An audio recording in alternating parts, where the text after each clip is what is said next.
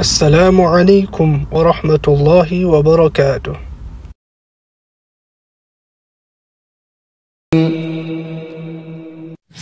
Kesempatan pada kali ini kita akan membahas sebuah fenomena yang kita sayangkan sekali. Di negara kita sangat semarak, bahkan memang diramaikan. Di negara yang mayoritas muslim seperti Indonesia justru menonjol sekali, yaitu masalah sihir dan perdukunan. Saudaraku seiman, mereka adalah orang-orang yang melakukan kesyirikan kepada Allah Subhanahu wa Ta'ala. Dan Allah memastikan dalam surah An-Nisa, A'udzu billahi minasyaitonir rajim, innallaha la yaghfiru an yushraka bih wa yaghfiru ma duna dzalika liman syaa. Allah tidak akan pernah memaafkan dosa kesyirikan. Orang meninggal dalam keadaan syirik tidak akan diampuni sama sekali di akhirat nanti. Dan Allah masih mengampuni dosa-dosa selain syirik itu. Banyak sekali di antara kita yang tidak faham masalah ini. Dulu di Indonesia diistilahkan dengan nama dukun, dan selalu terlihat mereka tampil dengan seram. Rambut yang gondrong, kulitnya hitam, tongkat yang ada tengkoraknya, dan segala macam hal. Tapi dengan berkembangnya teknologi sekarang, mereka juga ikuti perkembangan. Dukun-dukun sudah tampil dengan gagahnya.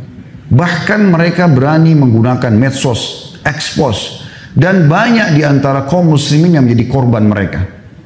Saudaraku seiman, perbuatan ini syirik kepada Allah. Baik mereka syirik kepada Allah yang merupakan dosa besar yang Allah tidak akan ampuni, juga Anda yang datang ke sana bisa terjerumus dalam dosa syirik ini. Kalau Anda meninggal, terharamkan surga dari Anda. Renungi baik-baik dan kita coba lebih dalam membahas bagaimana kedudukan para dukun dengan apapun nama mereka. Dukun, peramal, penyamun, penyihir, segala macam yang mereka gunakan sebagai nama dan istilah, dan juga praktek sihirnya. Allah mengingatkan kepada kita dalam surah Yusuf ayat 106 tentang banyaknya umat Islam yang terjerumus dalam masalah ini tapi mereka tidak sadar.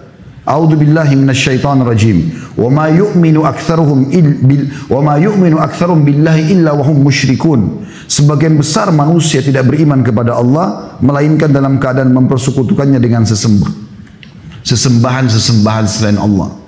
Ibnu Abbas menafsirkan ayat ini mengatakan, kalau ditanya kepada mereka siapa yang menciptakan langit, siapa yang menciptakan bumi, siapa yang menciptakan gunung-gunung, mereka akan jawab Allah. Artinya mereka kaum muslimin. Tetapi dengan semua keyakinan mereka itu, mereka masih mempersekutukan Allah dengan menyembah selainnya. Fenomena mereka, saudaraku seiman, disebutkan oleh Allah Subhanahu wa Ta'ala banyak sekali dalam ayat Al-Quran. Cuma sayang sedikit yang mendalaminya. Dan saya juga sayangkan kalau di khutbah Jumat tidak disampaikan oleh para dai kita. Sementara banyak sekali orang yang terjerumus dengan kesesatan ini. Bahkan sudah menjadikan dukun-dukun ini sebagai tempat mereka mengadu nasib mereka dibandingkan Allah Subhanahu wa Ta'ala. Untuk bahagia rumah tangga, pergi ke dukun. Untuk supaya orang suka sama dia, pergi ke dukun. Sukses usahanya, pergi ke dukun. Semuanya dukun. Bahkan yang kita sayangkan sekali, dijadikan seperti sebuah humor dalam film-film dan sinetron, seakan-akan mereka ini adalah orang-orang yang boleh didatangin dan orangnya lucu dan segala macam hal. Perhatikan apa yang Allah katakan tentang mereka dalam surah Asy-Syu'ara ayat 221 dan 223 sampai 223. A'udzu billahi minasyaitonir rajim. Hal unabbiukum ala man tanazzalu syayatin tanazzalu ala kulli affakin athim yulquna as-sam'a wa aktsaruhum kadzibun. Apakah kata Allah SWT, akan aku beritakan kepada kalian kepada siapa syaitan-syaitan itu turun, kepada siapa syaitan-syaitan itu selalu berteman, nongkrong. Dan syaitan kita sudah tahu, golongan dari jin yang Allah mengatakan aduwwum mubin, musuh nyata buat kalian, dipimpin oleh iblis. Allah berikan gambaran kepada kita. Mereka turun kepada setiap pendusta, tiap-tiap pendusta, lagi yang banyak berbuat kejahatan, yaitu para dukun dan tukang sihir. Syaitan-syaitan tersebut menyampaikan berita kepada mereka dengan mencuri berita dari langit, lalu menyampaikan kepada para dukun dan tukang sihir, dan kebanyakan mereka adalah pendusta.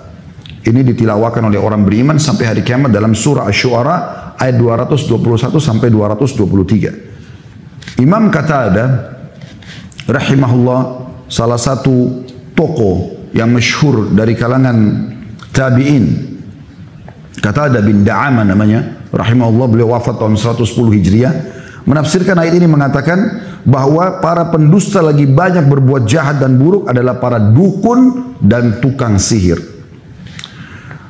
Begitu juga beliau mengatakan, dan mereka itu adalah teman-teman dekat para syaitan dan mendapat berita yang dicuri dari langit oleh syaitan-syaitan tersebut.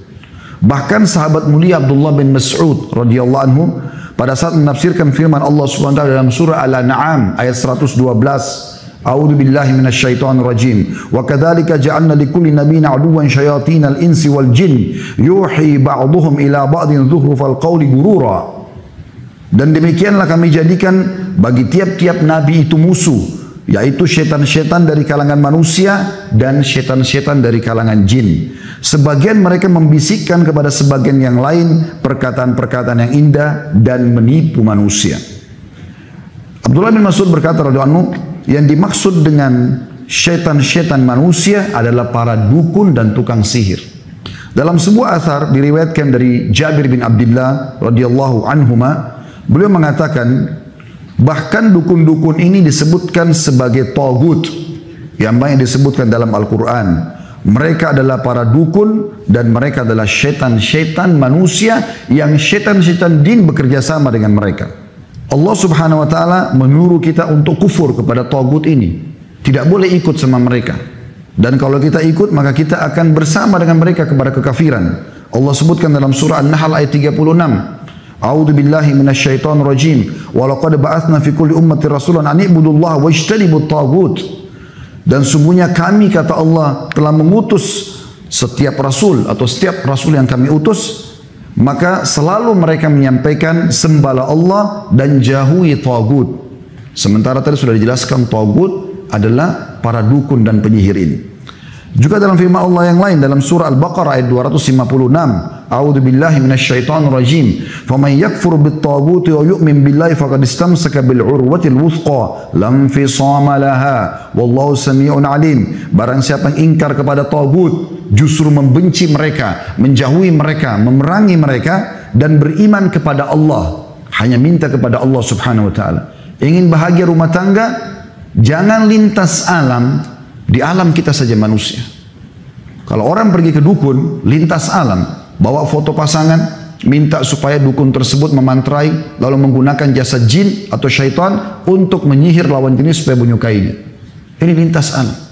Sederhana cara manusia. Saya bermuamalah dengan baik dengan istri, tatapan mata yang syahdu, ucapan yang santun, zaman ramah yang, tangan yang ramah, kemudian saya royal dan loyal dengan dia, dia jatuh cinta, selesai. Itu alam manusia. Saya mau usaha saya maju, tidak perlu saya pergi ke dukun untuk minta kris, minta kuningan, minta koin yang tidak masuk akal, dengan syarat-syarat lebih tidak masuk akal lagi. Sembeli ayam hitam, darahnya diminum, darahnya diteteskan di titik tertentu, ditanamkan sebuah benda di tanah. Dari mana semua ini? Ini alam syaitan dan haram hukumnya melakukan semua ini. Kenapa kita nggak sederhanakan? Alam manusia sederhana, modal halal, sistem halal, produk halal, selebihnya tawakal kepada Allah. Demi Allah untung. Kenapa harus menggunakan alam-alam seperti ini? Kenapa kalau benci sama orang karena perbuatannya, kenapa kita nggak dakwahi? Kenapa kita nggak berdoa kepada Allah kalaupun kita merasa terzalimi? Berdoa agar Allah SWT menangkan kita dari dia. Selesai. Doa senjata setiap orang beriman. Doa bisa menembus hati-hati manusia, bisa menembus benteng-benteng musuh. Kenapa harus datang ke dukun, kemudian dibuatlah boneka mainan, ditusuk-tusuk sehingga orang tersebut sakit. Dan itu terus terjadi. Dan subhanallah, tanpa mereka sadari, mereka beriman dan bermuamalah dengan para tagut yang Allah perintahkan kita untuk supaya kufur kepada mereka. Kenapa harus lintas alam, saudaraku seiman? Apalagi Anda yang sudah berpendidikan. Yang kita herankan, orang-orang sudah tinggi pendidikannya justru juga masih percaya dengan seperti ini. Dan subhanallah, orang yang sudah pernah ke dukun, teman-teman sekalian, dia akan terus ketagihan. Karena kalau dia ke dukun tanpa dia sadari, yang pertama disihir dia justru. Karena si dukun-dukun ini mau supaya mereka ini terikat menjadi pasien rutinnya. Ini akan ada umurnya, sekian lama kamu harus bayar. Kalau dia minta sesuatu, maka dia harus kembali lagi sekian bulan dan seterusnya. Bahkan ada praktisi berbahasa menyampaikan kepada saya sendiri, ini seperti SIM, dia bilang sama saya begitu. Kenapa seperti SIM? Maksudnya apa Pak?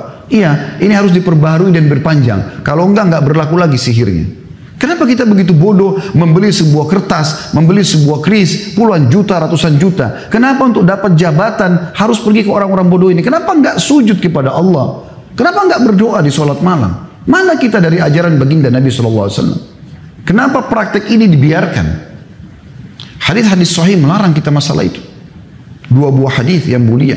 Kata Nabi SAW, siapa yang mendatangi dukun, peramal, penyamun, penyihir, bertanya, sebuah riwayat mengatakan belum percaya, baru tanya, iseng, coba terka tangan saya, coba terka nasib saya, coba buat istri saya suka, coba buat suami saya suka, coba usaha saya maju, coba supaya laris dagangan saya, dan segala macam hal. Maka tidak diterima sholatnya 40 hari. 40 hari yang lalu sudah dikerjakan hilang semua. Sekali ke dukun, 2 kali ke dukun, 3 kali ke dukun. Begitu beratnya perbuatan ini, 1 kali bertanya pada mereka saja, meramal nasib atau apapun sifatnya, 40 hari sholat kita ini luar biasa, bukan main-main. Hilang begitu saja. Hadis yang lain, dan ini orang kalau beriman teman-teman dan punya akal sehat, ya, itu pasti tidak mau menyanyiakan sholatnya. Sholat gak gampang. Anda hadir Jumat seperti ini bukan hal yang ringan teman-teman sekalian. Mahal sekali nilainya, tapi bisa hilang 40 hari termasuk Jumatnya hanya dengan sekali ke orang bodoh ini. Sayang sekali. Setelah mereka banyak dihukum di tengah-tengah masyarakat kita, sampai dibakar hidup-hidup karena banyak masyarakat sudah tahu keburukan mereka. Kemudian mereka ganti nama tidak tanggung-tanggung. Orang pintar. Orang pintar dari mana ini? Ini orang bodoh, bukan orang pintar. Orang yang minta kepada jin. Teman-teman coba renungi baik-baik. Kenapa Allah tidak mengutus Rasul satupun dari para jin? Kenapa tidak ada dari jin? Gak ada. 124.000 nabi, diantaranya 313 Rasul, semua dari manusia. Karena manusia itu fi ahsani takwin. Kita ini yang terbaik. Jin itu cuma ikut sama kita sebenarnya. Bagaimana Anda yang sudah kuliah, kemudian belajar dengan anak SD? Masuk akal gak sih? Gak masuk akal. Makanya jin-jin itu suruh hal-hal yang tidak masuk akal. Makan kotorannya sendiri, merusak segala macam hal yang tidak masuk akal. Minum darah, taruh ini, taruh itu, dan segala macam hal. Dalam majelis Syekh Utsaimin rahimahullah, seorang ulama di Saudi, ada satu orang datang dengan temannya. Temannya ini kebetulan punya ilmu kebal, diberikan sebuah jimat oleh seorang dukun. Kemudian temannya ini yang mukmin ini mengatakan, Syekh, ini teman saya punya ilmu kebal. Kata syekhnya, sebentar, kita berhentikan dulu majelis. Apa benar kau punya ilmu kebal? Dia mengatakan, iya Syekh. Kemudian kata syekhnya, saya tahu kau diletakkan sesuatu di tubuhmu, jimat. Dia bilang, iya. Baik, kau mau nggak saya ajak kamu dan disaksikan oleh semua orang di sini untuk buka jimat itu supaya kamu tahu apa isinya? Dia bilang, tapi saya punya syarat, tidak boleh dibuka. Baik, saya coba memberikan kepada kau jaminan dengan izin Allah tidak akan terjadi apa-apa. Apa yang selama ini dukun kamu menakut-nakuti kamu tidak akan terjadi apa-apa. Akhirnya setelah itu dia merasa oke, baik, dia mau. Dibukalah jimat tersebut, kain, dibuka jahitannya dengan jahitan yang sangat luar biasa, dibuka, dalamnya ada lagi kain kecil, dibuka lagi sampai 5-6 kain kurang lebih. Ternyata di dalamnya teman-teman sekalian, mohon maaf, ini memang kotoran sapi yang sudah kering. Kenapa ini dipakai sebagai jimat? Karena jin atau syaitan yang ditugaskan oleh dukunnya tadi suka dengan bau itu sehingga selalu bersama dengan dia. Untuk apa semua ini? Kenapa kita masuk ke alam seperti ini? Dan akhirnya Syekh memberikan gambaran kepada dia, musnahkan ini, Allah SWT akan jadi penjagamu. Teman-teman, kalau Allah tidak jaga kita, gak usah kita lintas alam seperti itu. Kalau tidak jaga kita, kira-kira kita masih bisa sampai ke sini tadi. Teman-teman yang naik motor, apakah masih bisa aman dengan batu yang terlempar? Kita bisa saya kena setiap saat, bisa saya tabrakan, bisa saja segala macam terjadi, tapi Allah menjaga kita. Allah kirim malaikat yang menjaga kita. Kenapa harus jin dan mereka ini kufur kepada Allah Subhanahu wa taala? Mereka masih di bawah manusia, bukan di atas kita. Manusia paling sempurna ciptaan Allah Subhanahu wa taala. Berhenti masalah ini teman-teman sekalian. Jangan dianggap ini fenomena yang biasa, karena ini kufur kepada Allah Subhanahu wa taala.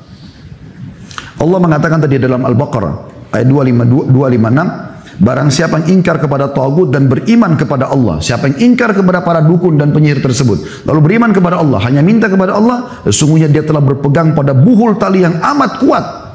Dia akan bahagia di dunia, hidupnya tidak akan ada sesuatu yang samar. Di alam manusia tidak ada yang samar, jelas kok.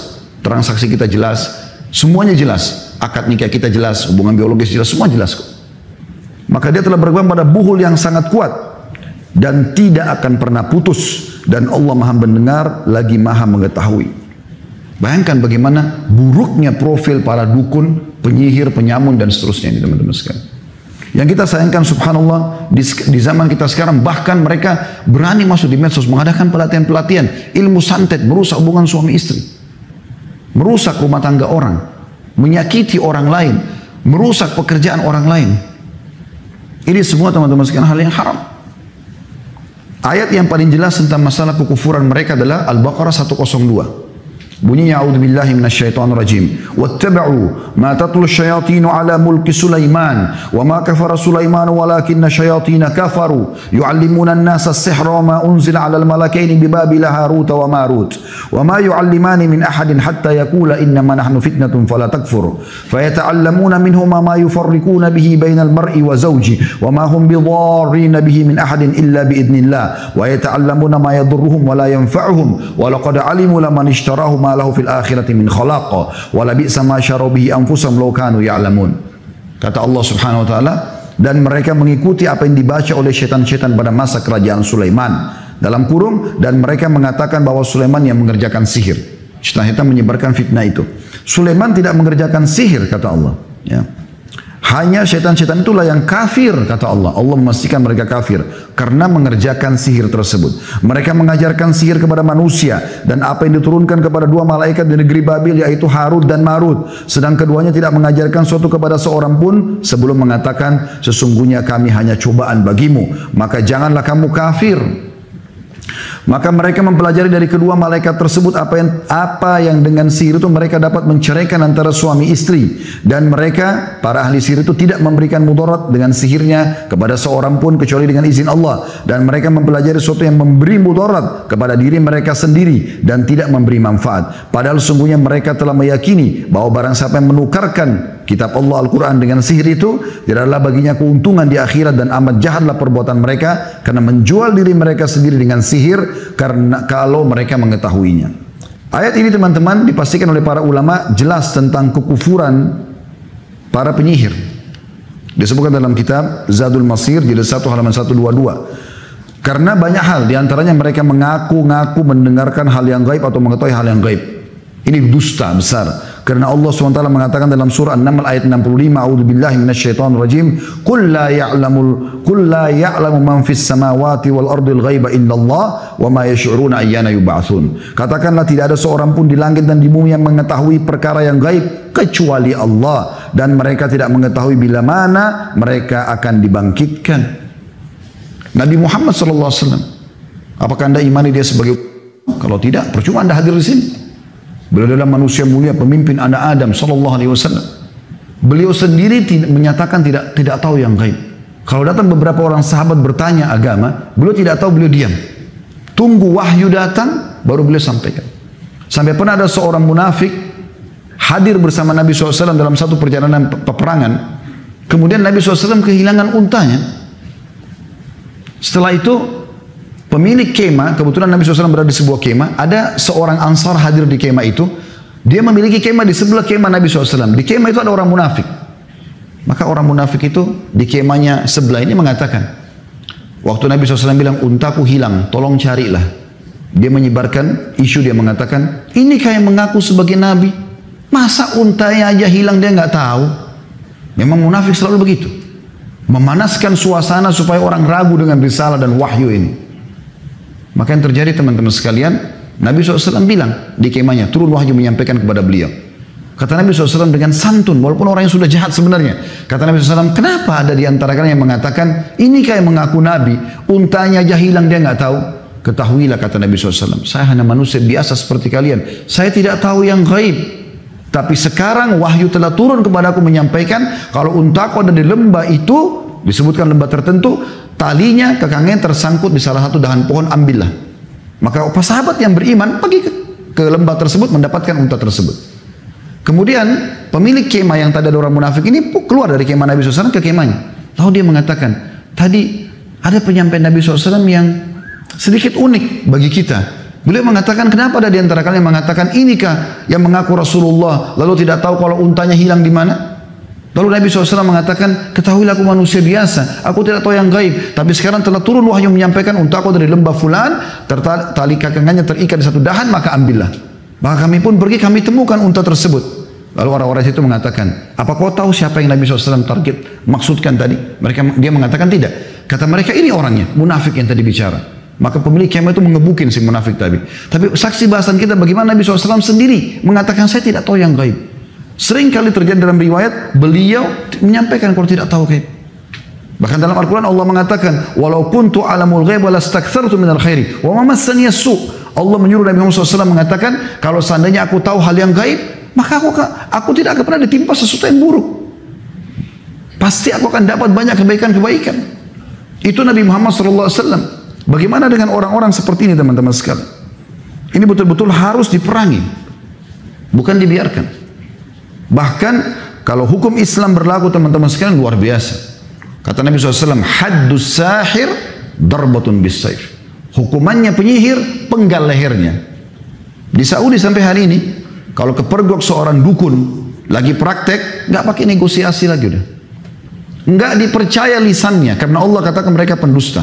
Bahkan saya berapa kali lihat cuplikan dukun-dukun ditangkap oleh pemerintahan Saudi, ditangkap resmi, dan mereka punya hayya amil ma'ruf nahi munkar, ada kementerian khusus mengurus masalah itu untuk menegakkan kebenaran dan melarang kemungkaran. Mereka kalau tangkap sampai dukunnya bersumpah, demi Allah saya tidak ngerti, demi Rasulullah pun sudah salah, sumpah begitu. Dan mereka salah. Mereka mengaku tidak dipercaya. Tangkap berapa hari diproses langsung eksekusi, penggal. Itu sabda Nabi SAW, karena kerusakannya terlalu banyak. Banyak rumah tangga orang rusak gara-gara penyihirin. Banyak orang sakit gara-gara penyihirin. Banyak usaha orang bangkrut gara-gara penyihirin. Terlalu banyak kerusakannya. Terlalu banyak kerusakannya.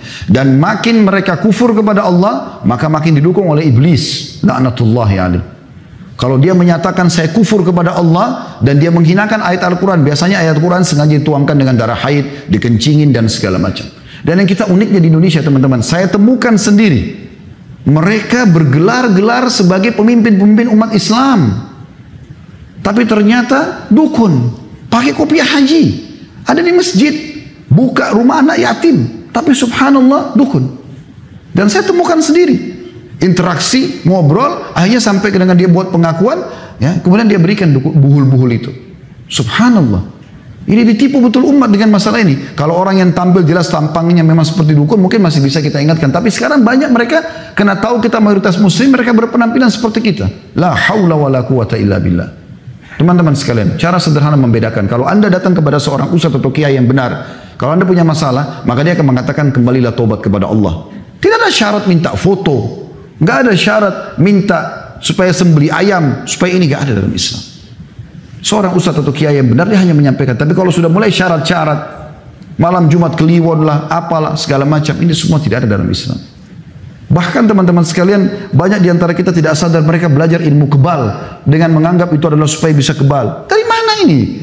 Tidak pernah satu kali pun Nabi SAW memberikan sebuah kain ditulis-tulisi bahasa Arab misalnya, lalu dipakai kepada sahabat supaya kau kebal. Nanti kalau dipenggal sama orang kafir Quraisy, kau tidak mati. Nggak ada. Nabi SAW mengatakan, kalau sudah siap pasukan mau perang, kumu ila jannati rabbikum. Berdiri, kejar surga Tuhan kalian. Disuruh mati, bukan disuruh kebal. Maka sahabat dengan semangat mau mati. Untuk apa belajar ilmu kebal? Untuk apa semua ini teman-teman sekalian? Nggak ada gunanya. Semua orang belajar ilmu kebal yang begitu di ruqyah syariah, pasti kesurupan. Untuk apa? Bahkan yang uniknya, membawa nama agama. Ini nggak boleh. Ini tidak diterima sholatnya 40 hari. Hadis yang kedua teman-teman lebih tegas lagi. Kata Nabi SAW, barang siapa yang mendatangi dukun, peramal, penyabun, penyihir, bertanya dan percaya, maka dia telah kufur kepada apa yang diturunkan kepada Muhammad SAW. Kafir, harus syahadat lagi orang itu. Rusak Islamnya. Untuk apa? Gitu kan? Tapi kan Ustaz, kadang-kadang kami kalau datang ke sana, dia tahu keadaan kami. Jangan ditipu teman-teman sekalian. Anda punya korin, pendamping dari syaitan. Dia di tempat prakteknya taruh banyak syaitan-syaitan itu. Kalau Anda ngerti bahasa Arab bisa nonton di YouTube, sebenarnya banyak sekali cuplikan dukun-dukun yang ketangkap di Saudi. Mereka bilang, kalau pas ketangkap, kok bisa kau tangkap saya? Saya sudah sebar sekian banyak jin, dukun, banyak syaitan, gitu kan? Ada di antara mereka yang ketangkap lagi di masjid, mau nipu orang. Tapi ketahuan dukun, dan disuruh keluar, diinterogasi, akhirnya terbukti dia adalah dukun. Mereka nyebarin itu. Jadi korin antum kerjasama sama dukun-dukun, jin-jin, apa syaitan-syaitan yang ditelatkan sama dia. Jadi pada saat masuk dia langsung mendebak. Oh, kamu ada masalah rumah tangga ya? Oh, kamu ada lagi sakit ini. Tapi informasi itu dari situ. Informasi gaib ini teman-teman yang mereka miliki adalah informasi yang Anda harus tahu ini. Yang dicuri dari langit. Dalam sebuah hadis yang sahih riwayat Bukhari, pernah Nabi SAW melihat ada meteor jatuh. Lalu beliau bertanya kepada para sahabat, apa yang kalian bilang jahiliyah dengan ini? Kata mereka, kami yakin pada saat itu ya Rasulullah, pada saat meteor lewat ada orang terkenal yang mati atau ada orang yang akan jadi tokoh baru lahir. Kata Nabi SAW, bukan seperti itu. Sebenarnya adalah, ya, Allah Nabi SAW jelaskan nih, bocoran buat kita. Kalau Tuhan kita Allah Subhanahu Wa Taala menentukan sebuah keputusan, misalnya esok hari akan terjadi apa, maka pemikul arsy-Nya Allah, malaikat 8 itu bertakbir. Maka yang di langit ke-7 semua malaikat bertakbir. Yang langit ke-6 semua bertakbir. Mendengar itu. Langit ke-5 bertakbir. Sampai langit pertama yang di atas kepala kita ini. Yang dikenal dengan sama'id dunia. Semua bertakbir. Lalu malaikat-malaikat bertanya kepada pemikul arsy. Apa keputusan Tuhan kita? Lalu kemudian disampaikanlah semua. Termasuk siapa yang akan bertugas dari malaikat-malaikat ini. Kata Nabi SAW, lalu syaitan-syaitan itu bersusun-susun. Nabi SAW berikan gambaran telapak tangan beliau ditumpuk satu sama yang lain. Terus sampai ke langit. Dan mereka berusaha mencuri informasi dari langit itu. Siapa yang akan mati, siapa yang akan sakit, siapa yang ini segala macam. Itu dapat informasi dari langit. Kita orang beriman sudah yakin ada malaikat dan Allah memang menentukan takdirnya kok. Itu dibongkar oleh Nabi SAW. Maka para malaikat menunggu mereka dengan panah-panah api, bintang-bintang. Jadi meteor itu adalah serpian bintang yang digunakan malaikat untuk memanah setan-setan tersebut. Maka banyak di antara mereka yang mati terbakar, sebagian mereka lolos. Lalu mereka membisikkan kepada teman-teman mereka daripada dukun dan peramal apa yang akan terjadi, dan ketahuilah mereka ikutkan semua itu dengan 100 kedustaan. Jadi dukun sebenarnya kalau faham hadis ini pun sadar dia sedang ditipu oleh jinnya itu. Jangan Anda pikir setiap dia praktik dia berhasil. Tidak sama sekali. Saya lihat cuplikan sendiri seorang dukun, itu kalau dia mau panggil syaitannya, dia harus pakai baju merah, dia pegang pecut, dan dia harus cambuk dirinya sampai berdarah. Baru kemudian begitu. Kalau awal Anda mau praktekkan, Anda pergi bersemedi di sebuah gunung, di gua, di pinggir pantai, awal mau praktekkan itu, maka syaitan semua tidak berani mendekati Anda. Karena syaitan tahu, ini manusia, dia khalifah di muka bumi. Tahu makna khalifah? Kita ini pemimpin teman-teman. Allah bilang tentang Nabi Adam kan, Inni ja'ilun fil ardi khalifah. Saya ciptakan pemimpin di muka bumi. Kita pemimpin. Begitu manusia diturunkan di muka bumi ini nggak ada lagi. Tahu kenapa iblis tidak mau sujud kepada Adam? Karena dia dulu mau mengkandidatkan diri sebagai pemimpin di bumi. Tapi begitu Allah ciptakan Adam dan dia sempat naik ke langit dan dia bersama malaikat melihat itu, dia tahu nggak ada lagi peluang buat dia. Maka dia tidak mau sujud kepada Adam. Dan dia berjanji akan membenci Adam alaihissalam, semua keturunannya akan disesatkan. Dengan janji dia tentunya. Maka teman-teman sekalian, dipanahlah mereka-mereka ini dan mereka kembali menyampaikan informasi dusta kepada para dukun-dukun tersebut. Informasi langit semua itu. Kita sebenarnya tidak perlu semua ini. Kenapa harus melakukan perbuatan seperti ini? Dan itu disebutkan dalam hadis Bukhari tentang masalah tersebut. Tentu cukup panjang bahasa ini teman-teman sekalian, tapi saya ingin ringkaskan dengan poin yang tidak kalah pentingnya adalah, lalu bagaimana kita menyelamatkan diri daripada dukun dan penyihir ini. Yang pertama, kenali mereka. Ya. Cara mengenali dukun dan praktek sihirnya, yang pertama itu umumnya ya, tempat mereka itu biasanya gelap, remang-remang. Ya. Dan ini memang tujuannya pada saat antum masuk ke situ harus dalam kondisi takut. Kalau nggak takut nggak bisa. Orang pada saat mau hipnotis orang lain itu dibuat dulu ini percaya nggak atau takut nggak, baru ditepuk baru bisa terpengaruh. Kalau orang itu tidak takut dia nggak bisa. Jinnya pun bisikin kepada orang-orang itu, ini nggak bisa dihipnotis. Kadang-kadang mungkin Anda lihat di acara panggung disuruh turun itu. Kenapa? Karena ini orang nggak bisa dihipnotis. Orang-orang yang lemah yang bisa dihipnotis gitu. Maka mereka biasa begitu. Kalau sekarang memang sudah sedikit maju, mereka sudah tampil dengan penampilan yang lebih rapi dan segala macam, tapi tetap ada syarat-syarat yang lain. Ada yang lain, mereka suka memberikan syarat. Itu syarat harus ada. Minta bayaran yang mahal. Tidak ada insya Allah kalau da'i yang ikhlas kepada Allah SWT, Anda konsultasi, Anda bertanya, lalu minta bayar 50 juta, terus kasih benda-benda, minta benda bekas lah, baik itu pakaian dalam, baik itu foto dan segala macam. Ini gak ada semua. Ini mudah dikenali kok mereka itu. Dan subhanallah umumnya mereka ini selalu sembunyi-sembunyi. Berapa kali tempat-tempat praktik dukun kami sempat temukan, itu tersembunyi di pojok. Ya, mereka kalau di tengah-tengah masyarakat berbeda penampilannya, itu begitu luar biasa. Dan ini tidak boleh kita datang kepada mereka teman-teman. Jangan terpengaruh dengan kopiah hajinya. Jangan terpengaruh dengan surbannya. Jangan terpengaruh dengan kopiah hitamnya. Nggak ada. Selama mereka pakai seperti ini jangan dipercaya. Termasuk mereka selalu memberikan akhirnya buhul yang akan diberikan kepada Anda dibawa pulang. Ada juga yang ditanam di situ. Lalu kemudian ada bayaran dan selalu ada kontrak yang harus diperpanjang. Jadi jangan dipercaya semua ini. Kembali kepada tauhid kepada Allah Subhanahu wa taala. Para sahabat Nabi ridwanullahi alaihim, kalau sendal mereka putus, mereka angkat tangan ke langit mengatakan, ya Allah, sendal saya putus, gantikanlah. Sendal minta dari Allah karena manjanya sama Allah. Itu tauhid. Tidak perlu minta kepada mereka ini. Sesat mereka teman-teman dan akan menyesatkan semua orang yang ikuti mereka. Aku lu qauli hadza, saya sudah mengucapkan perkataan saya ini, wa astaghfirullah li wa lakum, dan saya beristighfar kepada Allah untuk diri saya dan jemaah sekalian. Fastaghfiruhu innahu wal ghafurur rahim, beristighfarlah kepadanya karena Dia Maha Pengampun dan juga Maha Pengasih.